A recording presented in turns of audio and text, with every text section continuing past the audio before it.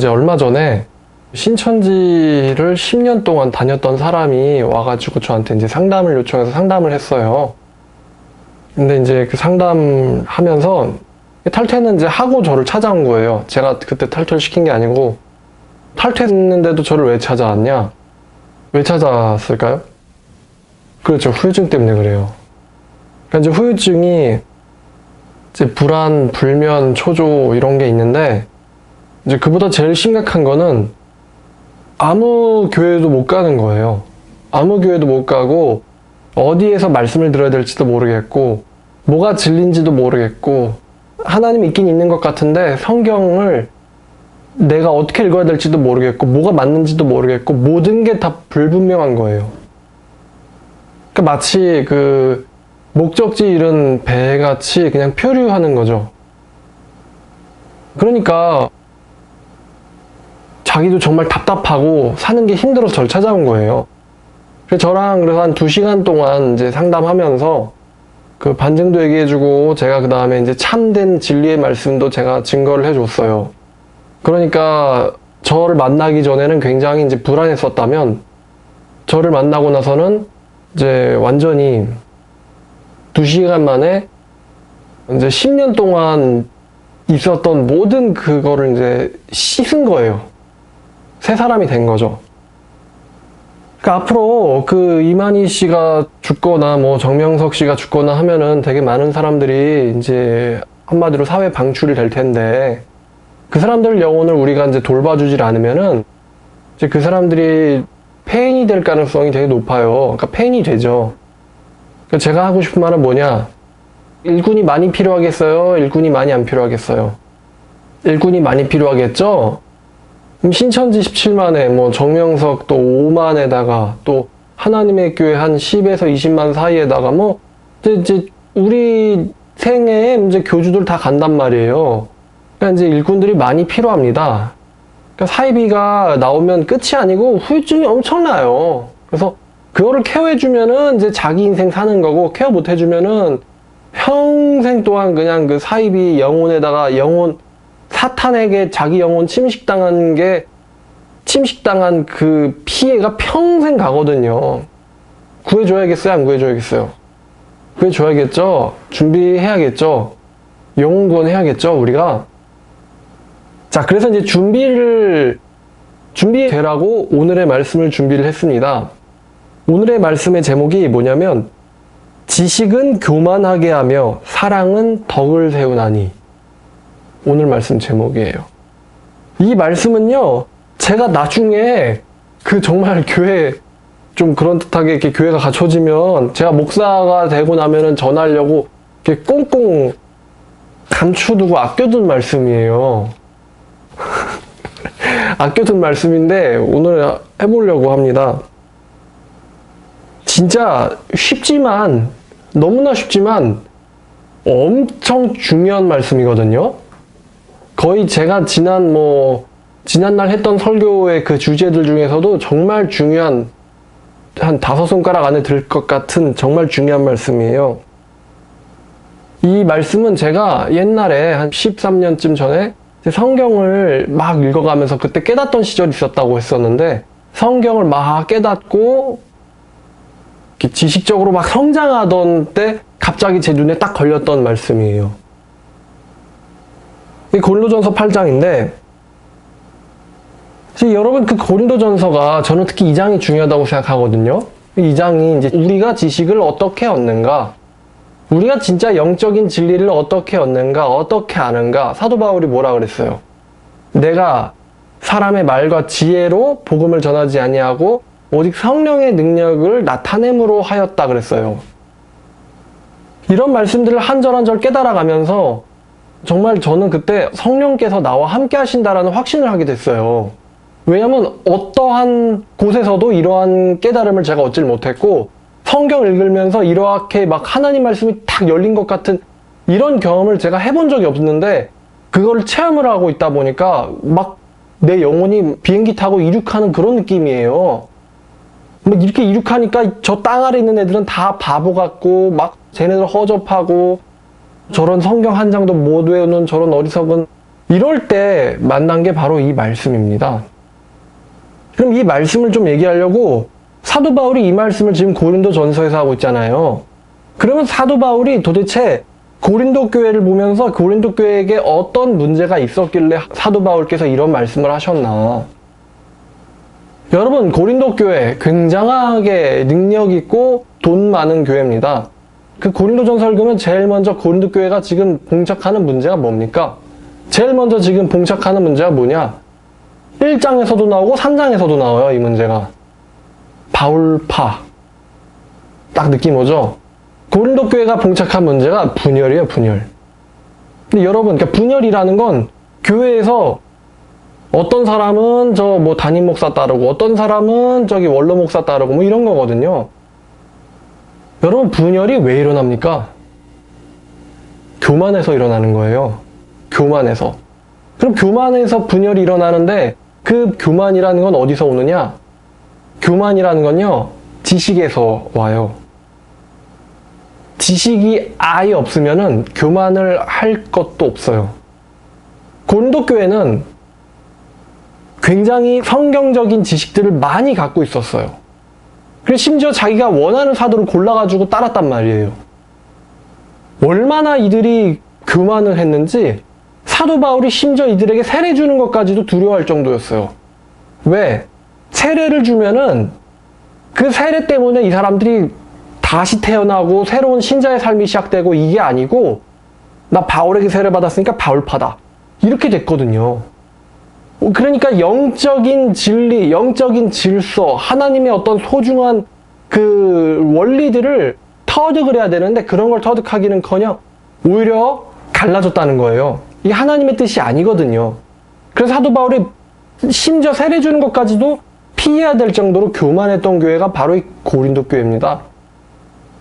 이 고린도 교회는 고린도라는 도시에 위치하고 있었는데 이 고린도라는 도시는 상업 도시고 굉장히 그러니까 돈이 많았어요. 부족한 게 없었다는 거죠.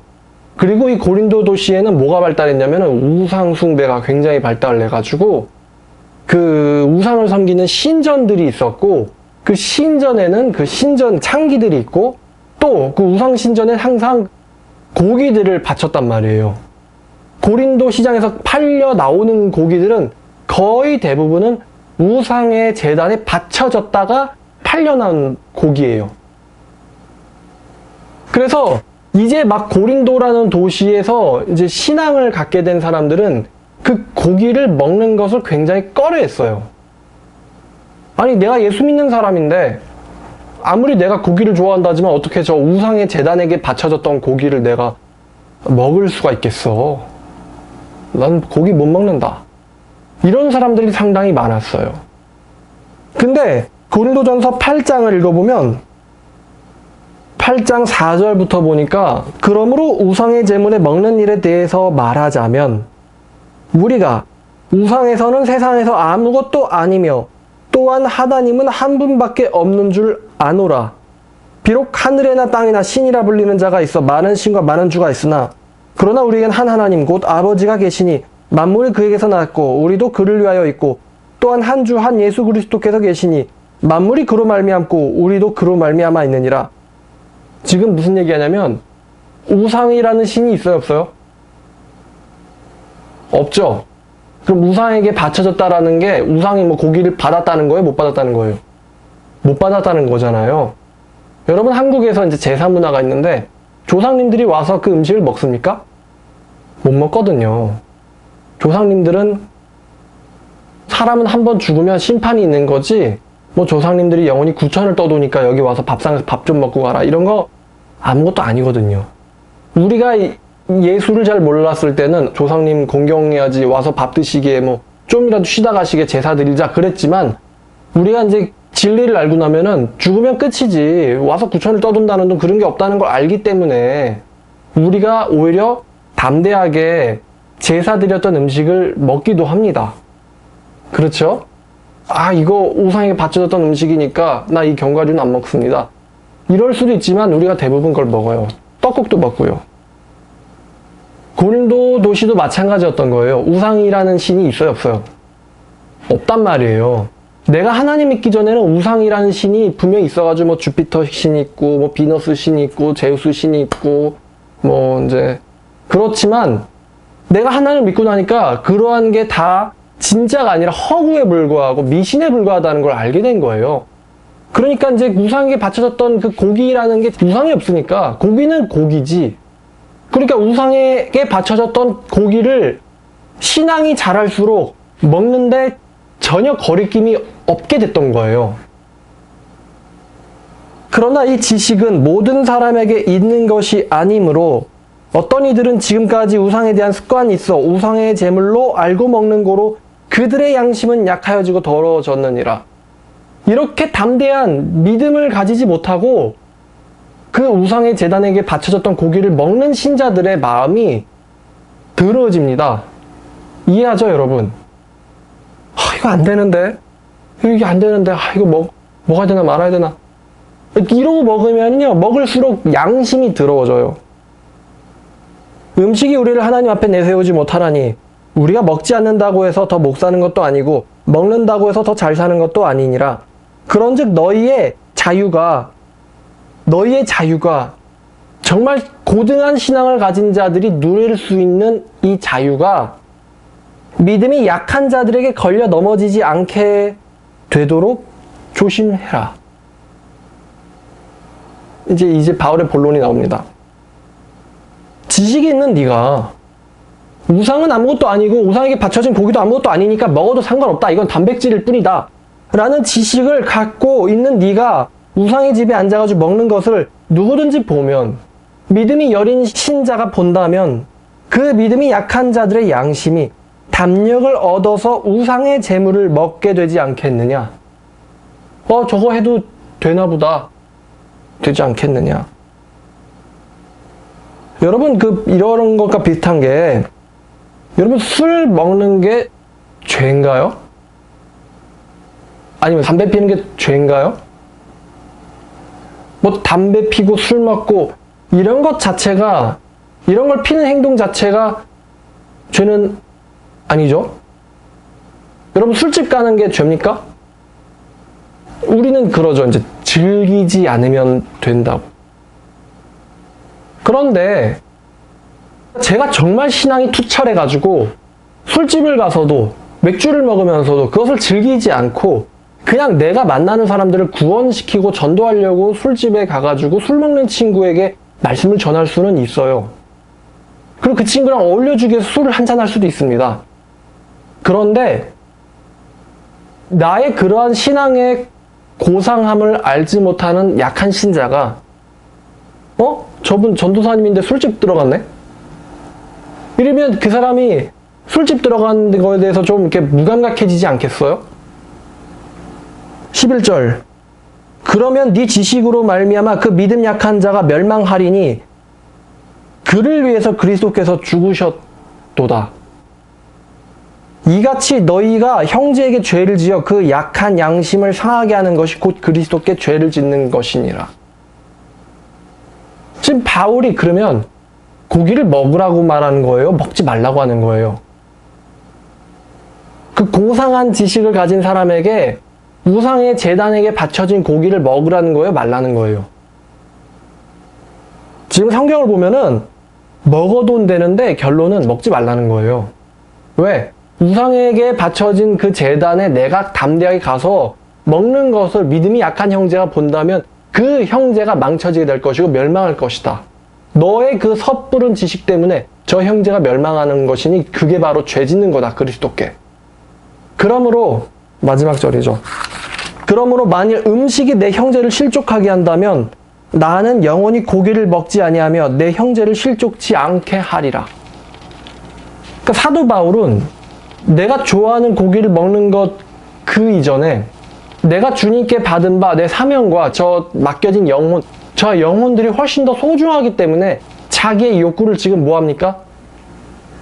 절제를 하는 신앙을 갖고 있는 거예요.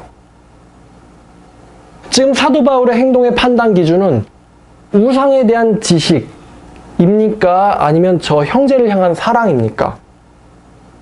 형제를 향한 사랑이죠. 사랑이죠. 그래서 오늘 말씀이 나온 겁니다. 8장 1절에 우상의 제물에 대하여는 우리가 다 지식이 있는 줄을 아는데 지식은 교만하게 하고 사랑은 덕을 세운다. 사랑은 형제를 세운다. 사랑은 교회를 세운다. 그리스도께서 우리에게 지식으로 교만하게 하려고 오셨습니까? 아니면 교회를 세우려고 오셨습니까? 교회를 세우려고 왔어요. 만일 누구든지 무엇이든지 안다고 생각한다면 이 사람은 마땅히 아직도 당연히 알아야 될 것은 알지 못하는 것이요. 이해가 돼요, 이 말씀? 만일 누구든지 무엇이든지 아는 줄로 생각한다면 그 사람은 아직 마땅히 알아야 될 것은 전혀 모르는 것이요. 그게 뭔 말일까요, 이게?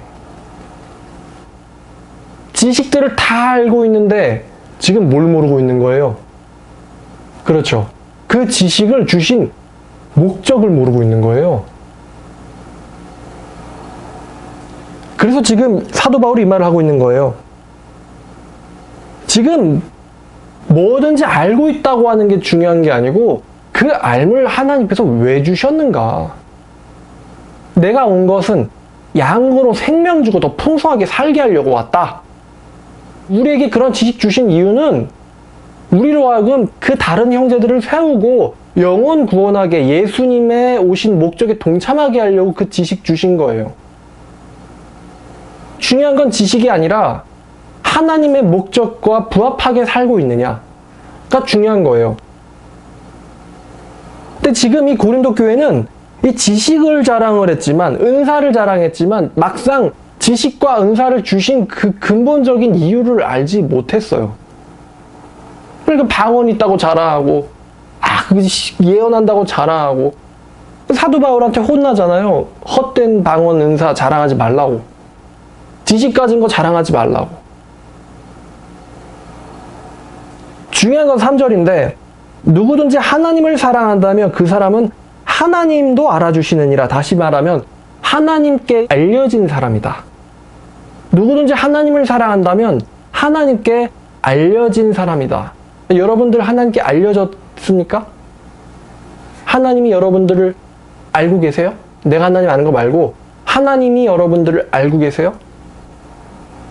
이제 제 개개인의 이제 이름을 불러서 우리 하나님께서 택주를 알고 계실까? 이게 중요한 건데. 이게 중요한 건데 지식이 아니라.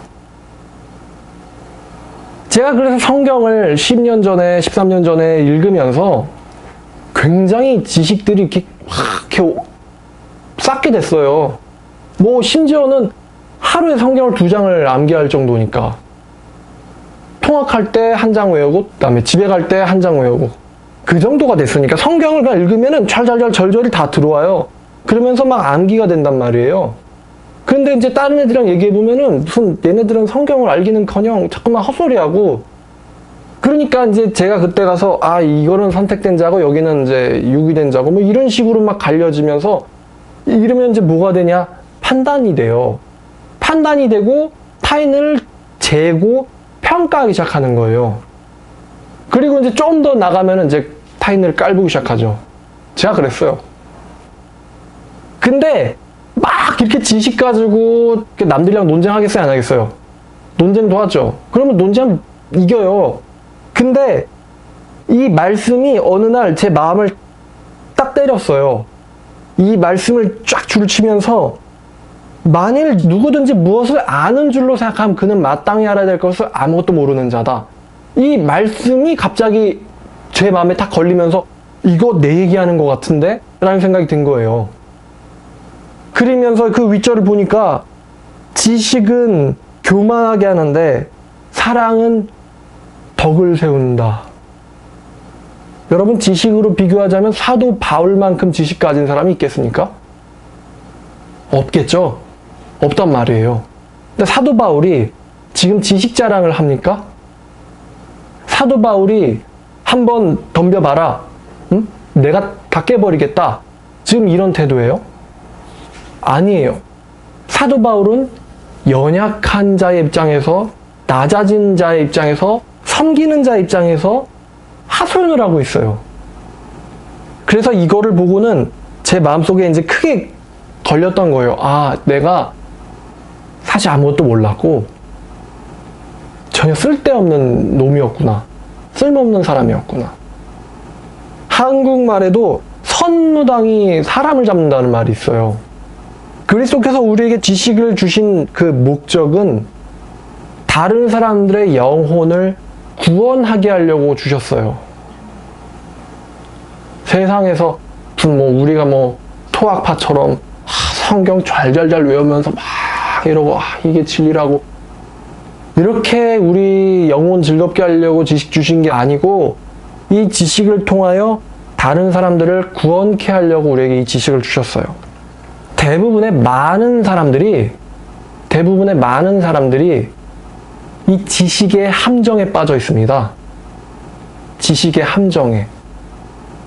여러분, 대표적으로 한번 신천지 생각을 해봐요. 얘네들 지식의 우상에 빠져 있지 않습니까? 그쵸? 누가복음 8장 11절 암기했다고 다 아는 착각을 하고 있죠? 다 알고 있다는 듯이. 그렇잖아요? 씨는 말씀이요. 이거 모르지? 휘휘. 이런단 말이야, 걔네들. 너 나중에 내 옷자락 붙잡고 빌 거야. 그때 가서 흰물이 안 되게 조심해. 그런단 말이에요. 나중 가서 너네들 다 내 아래 가서 빌 거야. 그때 난 제사장, 너는 종. 내가 너 흰물이 시켜주는 거, 그거 나한테 달렸어. 조심해, 잘 보여. 걔네 그런단 말이에요. 그 다음에 또 하나님의 교회. 누가복음 22장 20절 이거 하나 안다고 마치 다 아는 것 같이 세상 교회 전부 다 비진리라고 알잖아요. 이 잔은 내 피로 된 새 언약이니 요거 6월절 날에 주신 말씀이야. 6월절 안 지키는 교회는 싹 다 사탄이야. 우리 교회만 진리야. 성경대로 하는 하나님의 교회. 걔 이런단 말이에요. 웃기지 않나요? 그리고 또 이제 베레아 계열, 또 최근에 이제 이 이름 알려진 또 어떤 이단이 있을까요? 좀 말로 하기 좀 그런데 이단만 그런 게 아니고 심지어 정통교회도 이 지식의 우상에 굉장히 많이 빠져 있어요. 그러니까 안 보이죠? 자기가 그렇게 돼 있는지. 심지어는 저도 그랬던 것처럼 성경을 읽다가 뭔가 제대로 된 진리의 길을 발견한 사람들조차도 이 지식의 우상에 빠져요. 나는 성경을 읽는데 쟤는 왜 안 읽을까? 나는 이걸 아는데 쟤는 왜 모를까? 나는 잘났고 쟤는 못났구나. 이런 식의 우상에 누구나가 다 빠질 수가 있어요. 근데 그러한 자들에게 하나님께서 바울을 통해 말씀하십니다. 마땅히 알아야 될 것은 아직 전혀 모르는 거다. 그 지식 주신 이유는 영혼 구원하려고 주신 거예요. 그런 상태에서는 하나님께서 역사하실까요? 안 하실까요? 안 하세요. 싸움만 일어나고 분란만 일어나지. 곰곰이 과거를 뒤돌아봤더니 그렇게 그 잘난 말씀 가지고 단 한 명도 구원시키거나 얻지 못했어요. 이걸 아는데도 오래 걸렸어요. 결국 말만 많았지 사람을 얻지는 못하는구나. 그러니까 사람을 얻는 게 바로 성령께서 역사하시는 건데 지식은 있었는데 성령의 역사는 없었단 말이에요. 이해하시죠? 지식은 있는데 성령의 역사는 없는 거. 그러한 교제하고 나면 참 공허합니다. 중요한 거는 지식이 중요한 게 아니고 중요한 거는 성령께서 역사하시는 게 중요한 건데 그 성령께서는 겸손한 사람과 함께 하신다는 거예요. 갈라디아서 6장을 한번 보죠. 자, 갈라디아서 6장인데 이 갈라디아 교회도요 섣부른 지식에 사로잡혀 있었어요. 너희가 모세의 율법에 따라서 할례를 받지 않으면 너희가 구원을 받을 수 없다. 그러니까 뭔가 율법을 지키는 것이 더 고상한 것 같고 내가 육신에 무슨 표식을 하고 뭔가를 열심히 지키는 것이 훨씬 더 고상한 신앙인 것 같은 착각에 갈라디아 교회에 빠져 있었는데, 이들도 역시 진리를 놓쳤기에 바울에게 책망을 당합니다. 그러니까 이 섣부른 지식이 있는 교회들이 사도 바울에게 이제 책망을 당하고, 또 이런 말씀을 사도 바울이 하는데, 6장을 보니까, 형제들아, 사람이 만일 무슨 범죄한 일이 드러나거든 신령한 너희는 온유한 심령으로 그러한 자를 바로잡고, 지금 신령한 너희는, 이거 제가 봤을 때 약간 비아냥거리는 거거든요. 야, 니네 그렇게 율법 하는데 얼마나 너네들이 바로잡냐. 신령한 너희들은 그러한 자들을 바로잡고, 그러한 자들을 바로잡을 뿐만 아니라 너 자신도 살펴보아서 너도 시험을 받을까 두려워해라. 너희가 서로 짐을 지라. 그리하여 그리스도의 법을 성취하라. 그리스도의 법을 성취하는 게 지식 자랑이 아니라 서로의 짐을 져주는 거예요. 쟤는 왜 저것도 못해? 가 아니고, 제가 가진 그 부족함을 내가 감당해줘라. 그때에 비로소 그리스도의 법이 성취된다. 만약 누가 아무것도 되지 못하고 된 줄로 생각한다면 스스로 속임이라. 이거 아까 고린도 전서 8장 말씀과 비슷하죠? 무엇이든지 아는 줄로 생각하면 마땅히 그가 알아야 될 건 아무것도 모르는 것이요 라는 말씀과 비슷한데, 각각 자기의 일을 살펴라. 이제 이게 뭐냐면 소크라테스의 네 자신을 알라예요. 자기의 자신을 살펴봐라. 그러면은 자랑할 것이 자기에겐 있어도 남에겐 없게 될 거다. 그러니까 네 자신을 알라. 그러면은 남에게 자랑할 게 없게 될 거다. 각각 자기의 짐을 질 것이니라. 지금 사도 바울은 여기서도 말합니다. 남의 짐을 지어서 그리스도의 법을 성취하라고. 그러니까 지금 고린도 교회에게 한 말씀과 똑같은 말을 하는 거예요. 지식은 교만하게 하지만 이 지식은 쓸데가 없는 거예요. 사랑은 뭐를 세운다? 덕을 세운다. 형제를 세운다. 교회를 세운다. 사랑은 그리스도의 법을 성취한다. 지금 이 원리를 고린도 교회와 갈라디아 교회에게 사도 바울은 전해주고 있어요. 이 말씀을 깨닫고 나니까 제가 제 자신을 평가하는 기준이 조금 바뀌었어요. 얼마나 많은 말씀들을 아느냐, 얼마나 많은 진리들을 내 마음대로 막 조립해가지고 남들에게 설명해 줄 수 있느냐, 이것이 아니고요. 뭘로 바뀌었냐면, 나를 통해서 얼마나 많은 사람들이 생명을 얻고 변화를 얻게 됐는가. 중요한 건 그거예요. 그 사람의 영혼을 네가 구했느냐. 그렇지 않으면 아무리 너에게 언변이 많아도 이거 중요한 거예요, 중요하지 않은 거예요? 쓸모 있는 거예요, 쓸모 없는 거예요? 쓸모 없는 거예요. 중요한 것은 나를 통하여 얼마나 많은 사람들이 변화가 됐느냐, 새 생명을 얻었느냐, 새로운 목적을 얻었느냐이지, 지식 가지고 논쟁하거나 싸우는 것이 아니라는 거예요. 그래서 전투에서는 이기지만 전쟁에선 질 수가 있어요. 우리는요, 전투에선 지더라도 전쟁은 이겨야 돼요. 하나님이 나에게 이렇게 지식을 주신 이유는 하나님께서 여러분들에게 이렇게 진리를 사모하고 진리를 깨닫는 귀를 주신 이유는 여러분들을 통하여 다른 사람들의 영혼을 구원케 하려고 주신 거예요. 여러분 한번 떠올려 보세요. 상상을 해보세요. 여러분들이 성숙해져서 여러분들의 입술을 통하여 많은 사람들이 변화될 그 날을 떠올려 보세요. 여러분들을 통하여 많은 사람들이 여러분들의 손을 잡아주면서 당신 때문에 내가 내 생명을 구했습니다. 라고 감사를 표할 그 날을 떠올려 보세요. 그 날은 상상이 아니고요. 허구가 아니고요. 여러분들에게 이 말 실제예요. 여러분들이 지금 이렇게 말씀을 듣지만 어느 날에는 여러분들이 굉장히 성숙한 영적 거인이 되어서 이 세상에 정말 귀한 소금이자 빛을 감당하고 있는 하나님의 귀한 종이자 도구가 되어 있을 거예요. 그럼 그러한 여러분들에게 중요한 것은 사람의 생명을 살리는 능력이에요. 입이 아니고요. 얼마나 언변유창한지가 아니라 사람의 생명을 살리는 능력이에요. 주님이 그거를 쓰십니다. 자, 그래서 헛된 지식으로 다른 사람을 망치는 이러한 우를 범하지 않고 오히려 지식의 근본인 덕을 세우는 저와 여러분들 되기를 주님의 이름으로 축원합니다. 이 말씀 한 번 더 읽어보죠. 고린도전서 8장 1절입니다.